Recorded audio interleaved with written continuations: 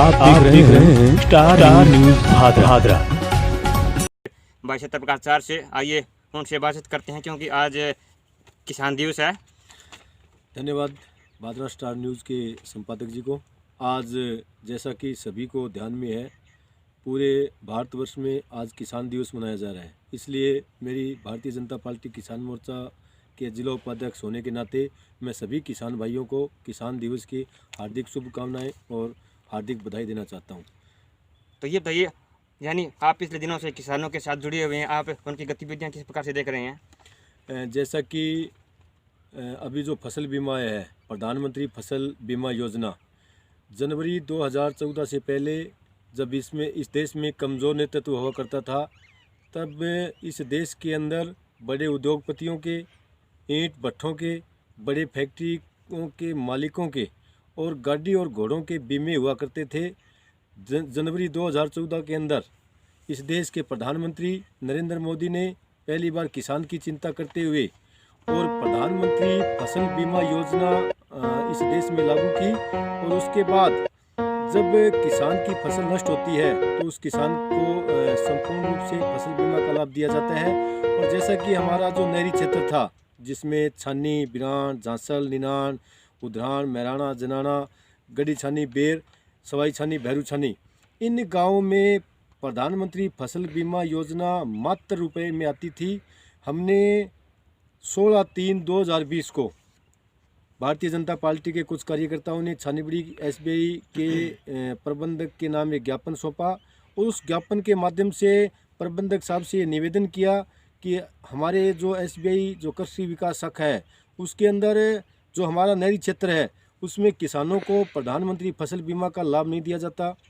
माननीय प्रबंधक महोदय की बात सुन के हमें बड़ा दुख हुआ। उन्होंने ये कहा कि आज तक SBI कृषि विकास शाखा में प्रधानमंत्री जो फसल बीमा योजना है, जो बीमा एजेंट है, मेरे पास आज तक कोई बीमा एजेंट नहीं आया। उसके बाद हमने एक बड़े आंदोलन का निर्णय किया और हमने सैकड़ों किसानों को साथ लेकर पिछले 2-3 महीने में हमने छानीबड़ी में एक किसान आंदोलन किया, गांव-गांव जाकर किसानों को जागरूक किया।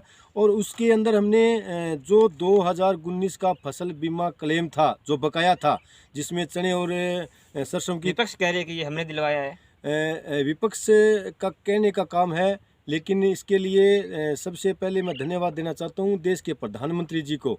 और अगर राज्य सरकार के कृषि पर्यवेक्षकों ने कोर कटिंग का जो काम है वो शानदार किया है, इसके लिए कृषि पर्यवेक्षक, पटवारी सारे के सारे धन्यवाद के पात्र हैं। अगर राज्य सरकार, जैसा कि राज्य में कांग्रेस की सरकार है, भादरा में माकपा का विधायक है, अगर उन्होंने इस क्षेत्र में मेहनत की है और किसानों को फसल बीमा देने में उन्होंने महत्वपूर्ण भूमिका निभाई है, तो हम उनकी कोई आलोचना नहीं करना चाहते, उन सबको धन्यवाद देना चाहते हैं। चाहे यहाँ से नुमाइंदगी कोई करे, अगर उन्होंने इस बीमा दिलवाने में अपनी भूमिका निभाई है तो वो निश्चित रूप से धन्यवाद के पात्र हैं। लेकिन मैं उनसे पूछना चाहता हूँ कि जनवरी 2014 से पहले इस देश के किसान को एक फूटी कौड़ी नहीं मिलती थी, किसान की फसल नष्ट हो जाती थी। लेकिन आज इस देश के किसान की जो फसल नष्ट होती है उसका बैंक में प्रीमियर कटता है, कृषि पर्यवेक्षक खेत में जाकर, पटवारी खेत में जाकर और बीमा कंपनी का एजेंट खेत में जाकर उस नष्ट हुई किसान की फसल को देखकर उसके आधार पर बीमा क्लेम निर्धारित होता है। ये बताइए, जो प्रधानमंत्री मोदी जी ने 3 अध्यादेश जारी किए हैं, उन पर आपके क्या विचार हैं? और जो भारतीय जनता पार्टी है, उसकी ये आगामी योजना है कि हम किसानों को घर घर जा कर के इस योजना के बारे में बताएंगे। आपकी क्या योजना है इसके बारे में? जैसे कि देश के प्रधानमंत्री ने और हमारे कृषि मंत्री ने सभी सांसदों को विश्वास में लेकर कृषि अध्यादेश लागू किया। उस कृषि अध्यादेश में जैसा कि विपक्ष किसानों को भड़का रहा है, उसमें ऐसी कोई व्यवस्था नहीं है कि किसान नष्ट हो जाएगा या व्यापारी नष्ट हो जाएगा। उसमें खुली छूट दी गई है कि किसान अपना जो अनाज है वो कहीं बेच सकता है, वो आदमपुर मंडी बेच सकता है, वो हिसार बेच सकता है, वो दिल्ली बेच सकता है। हिंदुस्तान के किसी भी कोने में किसान अपना अनाज कहीं बेच सकता है, उसको उसकी उपज का पूरा मूल्य मिलेगा। जो विपक्ष ये जो किसानों को भड़काने का काम कर रहा है, ये बिल्कुल निंदनीय है और किसानों को कृषि अध्यादेश पढ़ने के बाद ये निश्चित रूप से समझ में आता है कि कृषि अध्यादेश के अंदर ऐसी कोई बात नहीं लिखी गई जो किसान को फ़ायदेमंद न हो। आज जैसा कि मोदी जी ने देश की किसानों से वादा किया कि 2022 के अंदर मैं इस देश के किसान की आय दोगुनी करूंगा, उस बात को ध्यान में रखते हुए इस किसान अध्यादेश को लागू किया गया है। और आज किसान अध्यादेश का जो लाभ है वो हिंदुस्तान का हर किसान ले रहा है। कहीं पर भी आप अपना अनाज ले जा सकते हैं और कहीं पर बेच सकते हैं, कोई किसी प्रकार की रुकावट नहीं है। जो व्यापारी भाई हैं उनसे भी हमारा निवेदन है कि किसी भी कोई व्यापारी को लूटने का, उसको ख़त्म करने की कोई योजना नहीं है। किसान और व्यापारी मिलकर इस देश के विकास में जो भूमिका निभाएंगे, ऐसी किसान अध्यादेश के अंदर बातें हैं। और ये भी सुनने में आया है कि जो विपक्षी पार्टियां हैं वो ये भी कह रही है कि जो किसानों की ज़मीन बिक जाएगी, ये हो जाएगा। इसके बारे में आपका क्या ख्याल है? किसान अध्यादेश में ऐसी कोई बात नहीं है कि किसानों की ज़मीनें हड़प ली जाएगी। किसान अध्यादेश के अंदर स्पष्ट लिखा हुआ है कि किसान अपनी जो ज़मीन है, मान लीजिए कोई हाईवे निकलेगा या कोई रेल लाइन निकलेगी, तो उसके अंदर जो केंद्र सरकार और राज्य सरकार उस ज़मीन का रेट निर्धारित करेगी, उसके रेट पर किसान की ज़मीन पहले भी ली जा रही है और आज भी ली जाएगी। किसान की जो निजी ज़मीन है उसको हड़पने का कोई काम नहीं है। अगर आपने ये तय कर लिया कि मेरे खेत में 10 बीघों में चने की फसल है और मैं किसी कंपनी के साथ आपने निर्धारित कर लिया कि मैं 5,000 रुपये कुंटल आपको दूंगा। अगर मान लीजिए जिस समय हमारी फसल पकने के बाद तैयार है और हम खेत में फसल निकालने के बाद अगर बाज़ार के भाव के अनुसार आपका चने का भाव 5500 रुपये क्विंटल है, तो आपको खुली छूट है कि आपने जिसके साथ सौदा तय किया है वो उस सौदे को कैंसिल करते हुए आप अपने अनाज को 5500 रुपये कुंटल, चने को 5500 रुपये कुंटल किसी व्यापारी को दे सकते हैं। उसमें ऐसी कोई बात नहीं है कि किसान की ज़मीन खरीद ली जाएगी, किसान को भाव नहीं मिलेगा।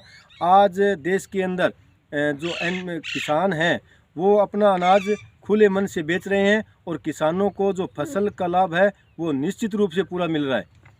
और जो बॉर्डर पे जो हमारे किसान भाई इस गर्मी धूप में लगे हुए हैं, विपक्ष के ये जो विपक्ष ये कह रहा है कि ये कांग्रेस पार्टी की चाल है और जो अन्य पार्टी हैं उनकी चाल है, इस पर आप क्या कहना चाहेंगे? दिल्ली के अंदर जो किसान डटे हुए हैं, मेरी संवेदना उनके साथ है। देश के अन्नदाता आज दिल्ली के टिकरी बॉर्डर पर और दिल्ली के अन्य इलाकों में जत्थों के साथ जा रहा है और डटा हुआ है, लेकिन उनको किसान अध्यादेश के बारे में केवल बौखलाया जा रहा है। अगर किसान अध्यादेश को पढ़ने के बाद कोई इस देश का कोई किसान ये कह दे कि किसान अध्यादेश गलत है, तो मैं भारतीय जनता पार्टी की सदस्यता से इस्तीफा देने के लिए तैयार हूँ। किसान अध्यादेश बिल्कुल किसान के पक्ष में है और मैं खुद किसान हूँ। छानी बड़ी के अंदर हज़ारों लाखों संख्या में इस क्षेत्र में किसान हैं और वो निश्चित रूप से इस मोदी जी के आह्वान पर और जो देश के अंदर किसान कृषि अध्यादेश लागू किया गया है, हम सब उनके साथ हैं। एमएसपी के बारे में आप क्या कहना चाहेंगे? लोग कह रहे हैं कि इससे एमएसपी खत्म हो जाएगी, न्यूनतम समर्थन मूल्य है वो खत्म हो जाएगा। 6 महीने से इस देश में किसान अध्यादेश लागू है और आज तक कहीं एमएसपी ख़त्म नहीं हुई।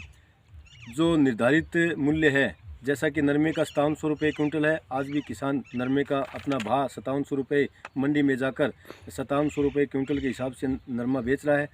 पिछले दिनों भादरा में बड़ी मात्रा में चना की जो खरीद की गई 4800 रुपये, निश्चित रूप से किसानों ने इसका लाभ लिया। एनएसपी कहीं ख़त्म नहीं होगी, इस देश के किसान को एनएसपी मिलती रहेगी और किसान की फसल खरीदने के लिए केंद्र सरकार एक एक दाना खरीदने के लिए वचनबद्ध है। आज हमारे साथ में किसान युवा मोर्चा के उपाध्यक्ष भाई प्रकाश चाहर, तो हमारी बातचीत कैसी लगी आप इसमें हमें कमेंट करके बताएं और हमारी वीडियो को शेयर करें। धन्यवाद।